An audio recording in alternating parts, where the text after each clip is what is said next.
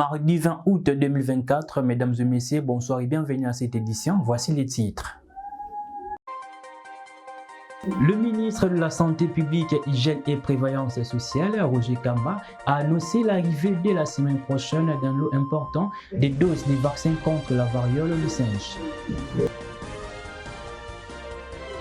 Le ministre de la Justice et garde des Sceaux a lancé officiellement l'opération de débarcalisation des frais de justice pour renforcer la transparence, l'efficacité financière et garantir une traçabilité des transactions financières liées aux procédures judiciaires.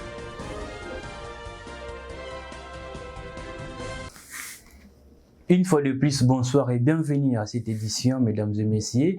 Plus question pour les greffiers et les magistrats de percevoir des frais de justice. Des guichets des banques seront ouverts dans chaque juridiction. Tout celui qui va s'y opposer sera déféré immédiatement à la justice, considéré comme complice de la mafia, a déclaré le ministre de la Justice lors de la cérémonie du lancement de l'opération de balkanisation des frais de justice le lundi 19 août 2024 pour renforcer la transparence, l'efficacité financière et garantir une meilleure traçabilité des transactions financières liées aux procédures judiciaires, en vue de mettre fin au système de main à main, images et commentaires. Et c'est pourquoi le chef de l'État, son Excellence Félix Tshisekedi, qui nous a nommés à ce poste, nous a instruit de pouvoir réformer, de pouvoir annoncer des réformes courageuses et audacieuses qui feront mal, et très mal. Mais il en faut. Parce qu'il faut une thérapie de choc pour guérir notre système social, notre système économique, notre système judiciaire des maux qui l'ont rongé depuis une certaine décennie. C'est à cet effet que nous avons pensé la bancarisation de tous les droits, taxes et redevances qui sont perçus à l'initiative du ministre de la Justice. Comme vous le savez, avant moi, il y avait une confusion à ce sujet. Tout le monde pouvait percevoir ces taxes, ces droits et redevances. C'est pourquoi nous avons été scandalisés par le rapport de la Cour des comptes faisant état des détournements de plusieurs centaines de milliers de dollars perçus à l'initiative de certains greffiers. Nous dénonçons avec la dernière énergie cette manière d'opérer.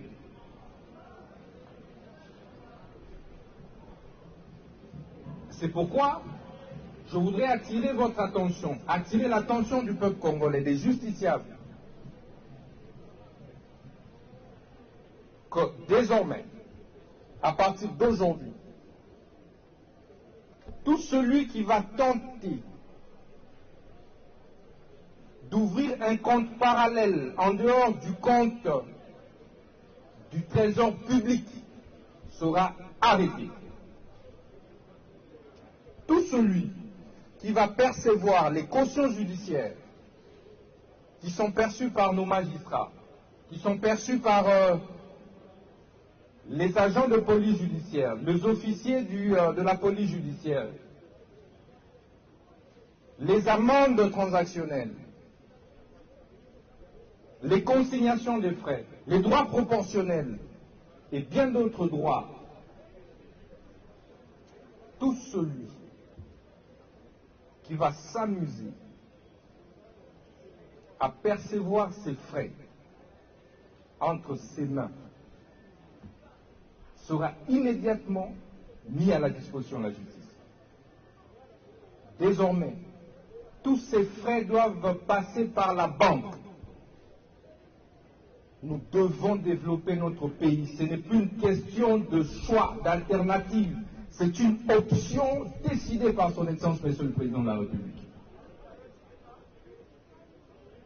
Et les instructions sont fermes. Nul n'est au-dessus de la loi.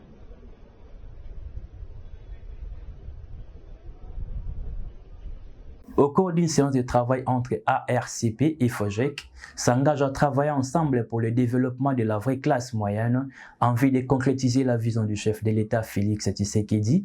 Les autorités de ces deux établissements publics sous tutelle du ministère de l'Industrie et Développement des petites et moyennes entreprises ont échangé sur les questions impliquant leur rôle dans le soutien aux entrepreneurs en vue de l'émergence d'une vie classe moyenne congolaise.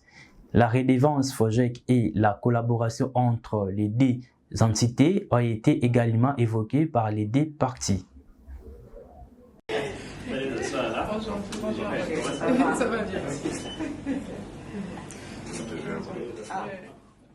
C'est déjà un entretien fraternel. C'est un moment d'échange entre deux entités sous la même tutelle qui évoluent dans le même écosystème pour le même objectif de matérialiser la vision du chef de l'État qui veut en fait voir pendant son mandat l'écosystème entrepreneurial de la RDC aller de l'avant. Il veut voir pendant son mandat des vrais entrepreneurs qui créeront de l'emploi, qui aideront à créer une vraie classe moyenne et pourquoi pas devenir des millionnaires qu'il veut avoir. Et donc c'était un entretien sur la question de la redevance de la sous-traitance, une redevance qui a été mise en place pour pouvoir soutenir ce besoin-là d'aider les entrepreneurs. Et donc cette redevance à ce jour est encaissée par l'ARSP et c'est à l'ARSP de repartir la part qui revient à d'autres entités, dont FOGEC, parce que cette part doit contribuer à aider les entrepreneurs qui ont des marchés, qui ont fait des redevances, à être financés, à être accompagnés financièrement par les banques. Le FOGEC qui sera l'agent qui se porte garant pour les aider à avoir un crédit. Je tiens à féliciter le président du conseil d'administration FOGEC, Madame la DGA FOGEC, ainsi que le président du conseil d'administration de l'ARSP, Madame la DGA, ainsi que les membres qui siègent dans cette commission afin de pouvoir faire avancer le travail qui vient de commencer. Je pense que d'ici là déjà, on va aboutir à des résolutions qui sont très positives. Et c'est aussi l'occasion de saluer l'implication de son Excellence, Monsieur le Ministre de l'Industrie et de l'Entrepreneuriat. Les travaux que nous venons de débuter, le FOGEC joue un grand rôle dans l'entrepreneuriat en RDC parce qu'il ne suffit pas seulement d'avoir le contrat, mais il faut l'exécuter. Parce que si un contrat n'est pas exécuté, en ce moment-là, il reste un papier. Or, pour le matérialiser, il faudrait qu'il y ait le moyen financier, il faudrait qu'il y ait d'abord la capacité et il faudrait qu'il y ait aussi les moyens financiers. La séance de travail qui vient de commencer, donc on va avancer avec le FOGEC et puis avancer aussi avec les autres établissements qui est l'ANADEC et aussi avec la PROSEM afin de pouvoir travailler vraiment ensemble et matérialiser la vision de son Excellence Monsieur le Président de la République, chef de l'État, Félix Antoine Tshisekedi Tshilombo, pour qu'il y ait de l'impact, vraiment de l'impact dans les secteurs de l'entrepreneuriat. Et aussi, vous allez nous voir que nous serons à TFM, nous serons à Bralima, à Huawei, partout. Donc d'ici la fin de l'année, ça ne sera que la signature des contrats. Et ces signatures des contrats vont demander qu'il y ait un accompagnement financier. Raison pour laquelle nous nous sommes vraiment rapprochés du FOGEC pour que nous puissions travailler ensemble afin qu'il y ait de l'impact dans la population. C'est ça.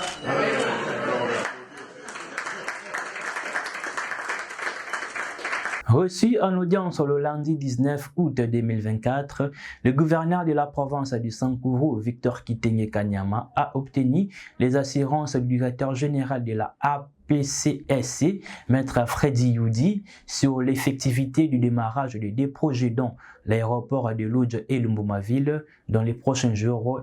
Plus de détails dans cet élément. Pour moi, il était temps que je vienne m'enquérir de la situation parce que vous savez que cette institution est l'institution qui s'occupe des infrastructures. Je peux dire c'est le soldat des infrastructures.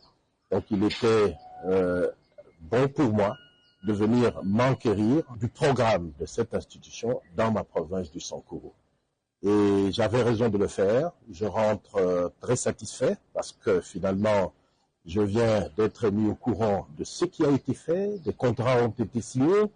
Les engins sont en train d'être déployés vers le Sankuru. Et donc, dans les jours, semaines, tout au plus mois qui viennent, les grands travaux vont commencer au niveau du Sankuru, les grands travaux pour refaire les infrastructures qui nous manquent si criarement dans cette province. Ces assurances du gouverneur Victor Kitenge Kanyama découlent de l'audience lui accordée ce lundi 19 août 2023 par Maître Freddy Odishembo, directeur général de l'agence de pilotage, de coordination et de suivi des conventions de collaboration signées entre la République démocratique du Congo et les partenaires privés.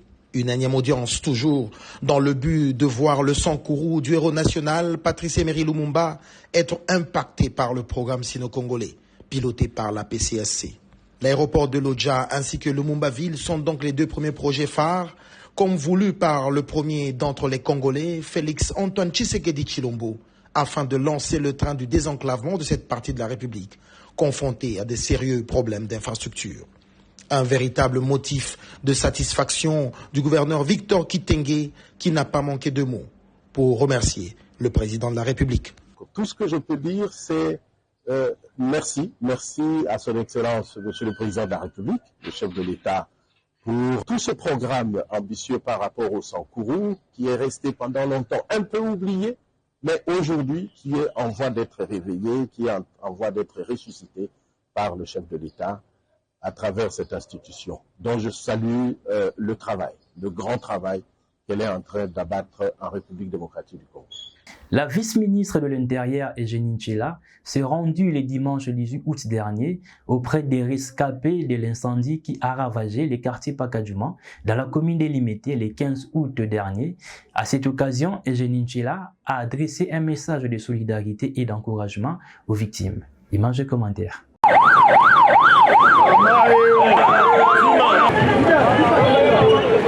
La protection civile demeure l'une des grandes priorités du gouvernement souminois. C'est dans ces cadres que la vice-ministre de l'Intérieur, Sécurité et Décentralisation, Eugénie Nchela Kamba, s'est rendue au quartier Pakadjouma à Limete pour une visite des réconforts aux rescapés du dernier incendie ayant causé la perte de plusieurs biens de ménage. Les chefs de l'État Félix Antoine Tshisekedi Tshilombo et le gouvernement dirigé par Maman Judith Souminois ne vous a pas abandonné. Notre mission est de vous protéger. Voilà pourquoi je suis descendu ici pour un état des lieux après cet incendie. Un moment fort en émotion pour la population de ce coin qui a remercié sincèrement le numéro 2 de la territoriale pour cette consolation. Nous n'avons jamais vu un membre du gouvernement central venir à Pakadjouma depuis que nous vivons ici. Nous remercions sincèrement la vice-ministre de l'Intérieur pour cette visite des réconforts. Nous sommes contents de cette visite des réconforts. Nous avons perdu beaucoup de biens dans cet incendie. Profitant de ces descentes, la vice-ministre Eugénie Nchela Kamba a également visité les sous-commissariats de la police Pakadjouma. Sur place, elle a été satisfaite d'apprendre que la situation sécuritaire est sous contrôle, hormis les conflits récurrents opposant les hommes et femmes libres vivant en couple. Parlons santé dans cette édition. Lors d'une conférence de presse tenue le 19 août, le ministre de la Santé a annoncé l'arrivée de la semaine prochaine d'un lot important de doses de vaccins contre la variole du singe. Cette initiative s'inscrit dans le cadre de lutter contre l'épidémie d'Mpox qui touche le pays depuis plusieurs mois. Le docteur Roger Samuel Kamba a souligné que la chaîne logistique pour leur distribution est déjà en place et que le plan national de la vaccination est prêt à être mises en œuvre. Suivez cet élément. Transmission homme-homme, notamment au travers de la transmission sexuelle, était apparue. Ce qui fait qu'on a vu qu'il y avait deux types de virus à peu près qui circulaient. Le premier étant celui qu'on connaissait, et le deuxième, c'est une modification qui est arrivée et qui a entraîné cette transmission au travers de la voie sexuelle. Et donc, quand l'année passée, il y a eu une épidémie de portée mondiale, je pense que les gens ont oublié, c'était pas chez nous, c'était à l'extérieur de chez nous, eh bien, c'était surtout la transmission sexuelle qui était en cause. Finalement, grâce aux mesures de santé publique, cette épidémie de l'année dernière a été finalement terminée et l'OMS a même retiré sa déclaration d'épidémie d'urgence de santé publique de portée internationale l'année passée.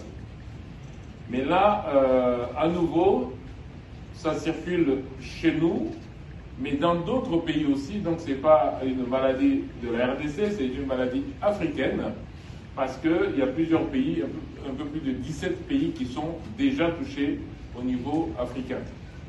Bien entendu, avec cette double circulation, cette double transmission, homme à homme, mais aussi animal à homme.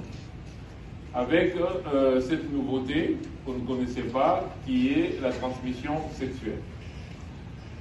Au stade d'aujourd'hui, l'épidémie a été déclarée par nous-mêmes comme urgence nationale, parce qu'il faut qu'on arrête, mais ça a été déclaré aussi par CDC Afrique comme une urgence continentale, et enfin l'OMS a déclaré comme une urgence internationale.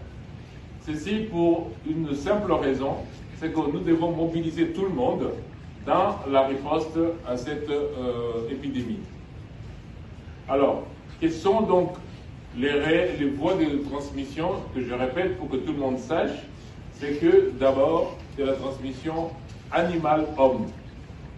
Quand on consomme la viande d'un animal infecté, quand on touche ou on est en contact avec un animal infecté, quand on touche ou on consomme la viande d'un animal trouvé mort, eh bien, toutes ces conditions-là peuvent faire cette transmission animal-homme. Mais il y a aussi donc la transmission homme-homme, selon l'ancienne version qu'on avait et qui continue, qui est la version de contact. Quelqu'un qui est malade, qui entre en contact avec quelqu'un d'autre, c'est-à-dire surtout les fluides corporels, peuvent effectivement contenir du virus, au point que le contact direct entre quelqu'un qui est malade et quelqu'un qui ne l'est pas peut entraîner la contamination. Mais aussi le contact indirect, par exemple, quelqu'un qui est malade, qui a des boutons et qui se couche dans un lit, et puis quelqu'un d'autre vient se coucher dans ce lit-là, eh bien, le virus peut le contaminer. Ça, c'est donc Le ministre provincial du transport de la ville de Kinshasa, Bob Amisou, a effectué une visite d'inspection le dimanche 18 août dans quelques coins de la ville, d'où il a remarqué les parkings illégaux, des panneaux qui ne respectent pas la norme, l'insalubrité, manque de signalisation sur certaines avenues stratégiques et la violation du code de la route. Face à ces situations, il demande aux autorités de la CNPR de renforcer le marquage au sol et d'ajouter des panneaux de signalisation dans les soucis de lutter contre les embouteillages. Ville de Kinshasa, Daniel Bumba, suivant la devise Kinshasa et Zobonga, le patron des transports de la ville de Kinshasa a fait la ronde de la commune de La Gombe ce dimanche 18 août 2024. À l'entame, au rond-point Sosimal, où le ministre a fait un constat amer suite à la non-livraison des panneaux de signalisation par la société Safricas à la Commission nationale de prévention routière. Les serveurs et autres éléments qui permettent à ce que ces faits fonctionnent sont détenus jusqu'à ce jour par Safricas. Aussi, il est constaté que pour un carrefour aussi important, n'a que peu de panneaux de signalisation sur le poids des véhicules et sur la vitesse. Ceci fait en sorte que le rond-point ne parle pas. Avec une escale devant l'hôtel Rotana, la suite du ministre est partie faire l'évaluation des signaux sur le boulevard Tchachi.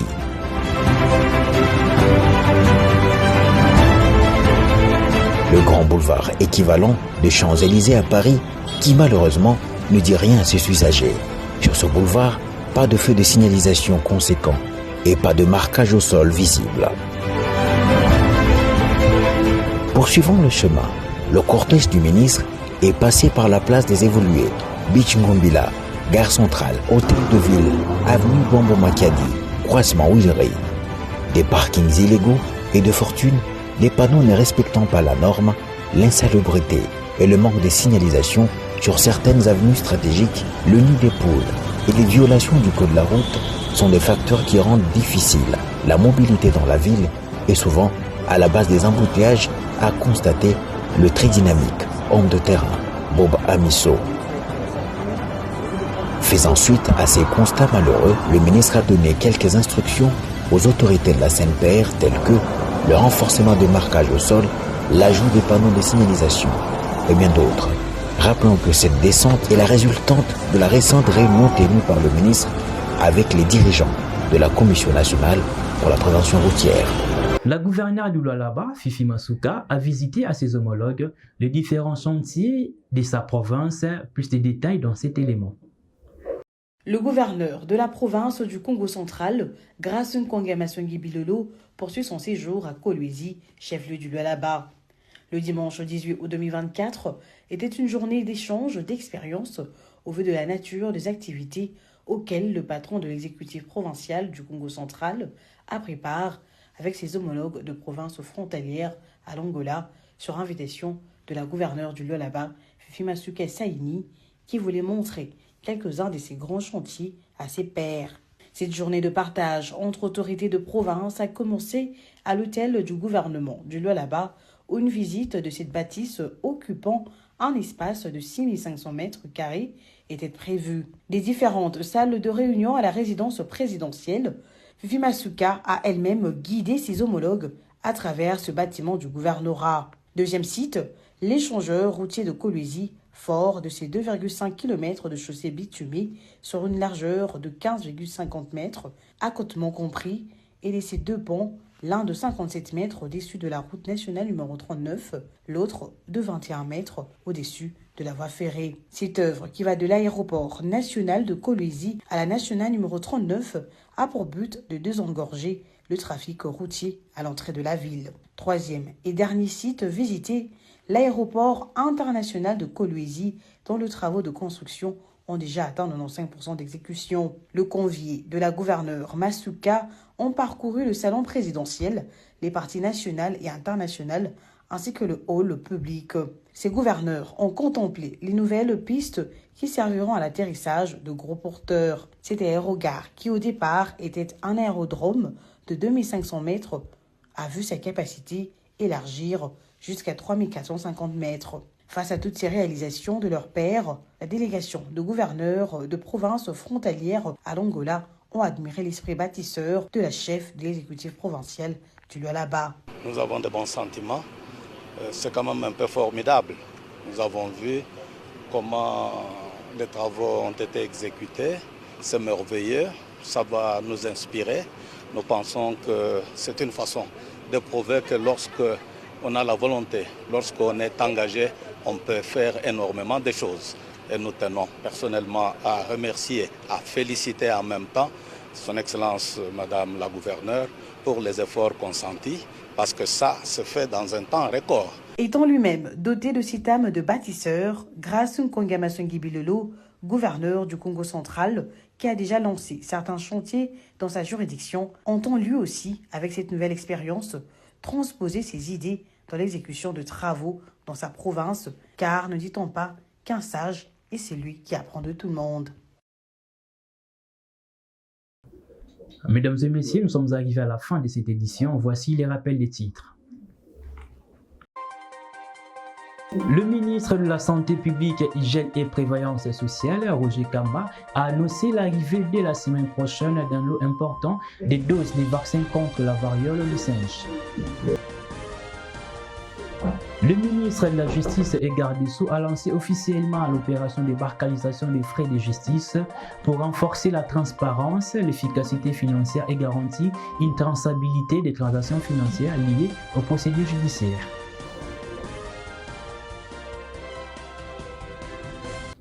Mesdames et messieurs, nous sommes arrivés à la fin de cette édition. Merci de nous avoir suivis et les informations continuent sur nos plateformes numériques. Retrouvons-nous très vite avec les mêmes plaisirs.